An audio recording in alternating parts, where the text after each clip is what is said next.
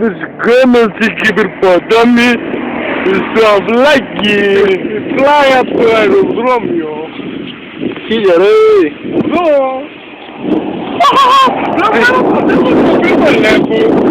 Ο οποίος είναι Γέλκο! έλεγχο. Πλάκα! Σαν καλά παιδάκια, πάμε με τα ποδαράκια. Σε υγεία το οποίο αυτομένει βάψα, αλλά εσείς δεν το βλέπετε. Γιατί είναι πολύ μακριά. Αυτό είναι αυτή σήμερα, μαλάκα. Ιράκ ρε! Αφγανιστάν! Αφγανιστάν! Αφγανιστάν, αεροπλάνο που κάνει fly.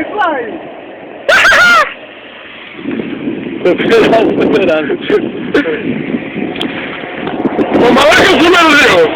Ναι, αυτός είναι. Κοιτάξτε που περπατάμε και δίπλα μας είναι ο δρόμος και έχουν τα αυτοκίνητα με μεγάλη ορμή. Ναι!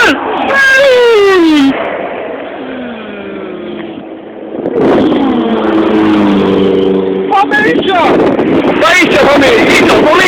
Πάμε ητά! Και να βάλει τίμα!